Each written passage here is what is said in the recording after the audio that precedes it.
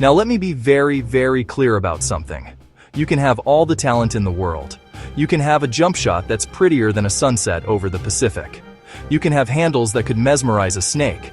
But if you do not understand the rules of this game, you are a liability. It is as simple as that.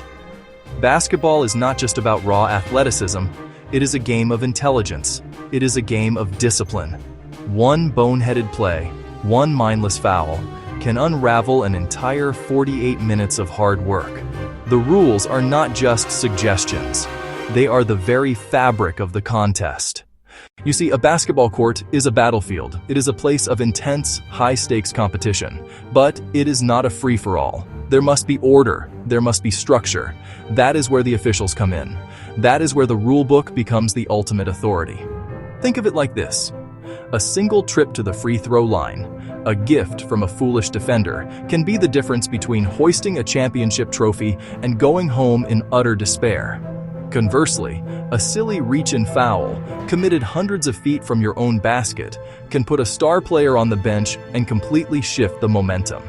Understanding this dynamic is not just for coaches or referees.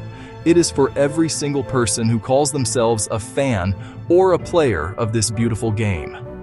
The approach we are taking here is simple. It is the hook-then-rule method. First, you must understand the gravity of the situation. The hook. A single bad decision can cost your team the game. Let's get right down to the nitty-gritty. The most common infraction you will see, time and time again, is the personal foul. This is the bread and butter of refereeing. A personal foul is defined by illegal physical contact, pushing, holding, grabbing, hitting, or impeding an opponent's progress in any illegal way. On defense, you are allowed to establish a legal guarding position, but you cannot just run into people. You cannot use your hands to check or redirect a player. The referee's signal for this is unmistakable. They raise one arm straight up with a clenched fist, then point the direction or indicate a shooting foul. It is a clear declaration that a boundary has been crossed. If a player is fouled while not in the act of shooting, the result is typically a simple inbound pass. However, once a team accumulates a certain number of fouls, the bonus, every subsequent non-shooting foul results in free throws. Committing a lazy foul in the bonus is just giving away free points. It is a cardinal sin. It shows a lack of awareness and a lack of respect for the game. Shooting fouls, 2 shots inside the arc, 3 from beyond, and if it goes in despite contact, the N1. It is not always the defender who is at fault. The offense can commit fouls too, and they can be just as costly. The most blatant is the offensive foul, the charge, when a ball handler runs into a defender in legal guarding position. Both feet down, set, not moving. The ref strikes the charging motion across the chest. The result? A turnover. The ball goes the other way. A momentum killer.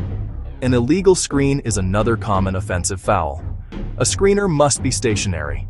They cannot lean in, push off, or move their feet to impede the defender after the screen is set. If they do, that's a moving screen. Subtle, but significant. It's an attempt to gain an unfair advantage. Officials are trained to spot it. Great offense can be wiped out by a sloppy off-ball screen. It's a waste of a possession, costly in close games. Then we have the technical foul, the T. Not about contact, it's about sportsmanship, decorum, respecting the game. A player, a coach, even someone on the bench can be assessed a technical, arguing excessively, using profane language, taunting, delaying the game. The ref forms a T penalty, 1 free throw for the opponent, and they retain possession, a double whammy. Giving up a T hurts everyone, free point and the ball. All because you couldn't control your emotions. It's immaturity. Pressure is getting to you. Coaches have zero tolerance. So, yeah, keep your head. There are fouls. And then there are fouls. Dangerous, unacceptable behavior. The flagrant foul. This is not an accident. Not a basketball play. Contact deemed unnecessary and excessive. Unnecessary for flagrant 1. Like shoving an airborne player or swiping at the head neck without playing the ball. Penalty, 2 free throws and the offended team keeps the ball. Flagrant 2, unnecessary and excessive. A punch, a kick, or a reckless takedown of a vulnerable opponent. The penalty is immediate and severe, automatic ejection, and often more from the league, hefty fines and suspensions. The game must be decided by skill, not intimidation or violence. A flagrant 2 breaks more than a rule. It violates a sacred trust among competitors. It disregards an opponent's career and well-being, and must be punished to the fullest extent.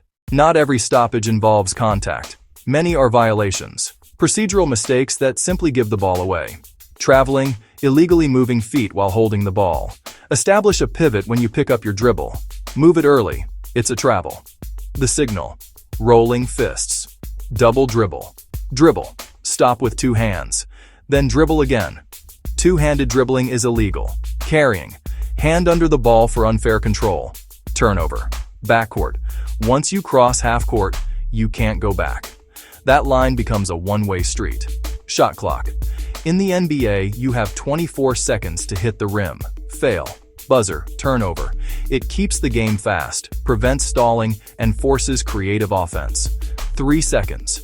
An offensive player can't camp in the lane more than 3 seconds while in possession. 5 seconds. An inbounder must release in 5. A closely guarded player must pass, shoot, or dribble within 5. Or it's a turnover. These rules keep the game moving and prevent stagnation. From Rucker Park to the NBA Finals, the rules are the great equalizer. Too many chase highlights, dunks and ankle breakers, and neglect the basics. Avoiding a cheap foul can matter as much as hitting a tough shot. Pay close attention.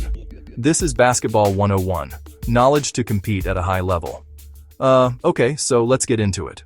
Basketball is a game of details. Inches, seconds, rules. To be a great player, an intelligent fan, appreciate this. Every action on the court has a consequence. Move your feet. Don't reach. Hands up, not out. Be still on screens. Know your pivot foot. Not glamorous, but they win games. They keep you on the floor and out of foul trouble. Learning these rules enhances your experience. You won't be baffled when the whistle blows. You'll spot the subtle moving screen and recognize perfect legal guarding for a charge. Learn the signals. Clenched fist is a foul. T is technical. Rolling fists is travel. Hand chop is kicking. Pay attention to the officials.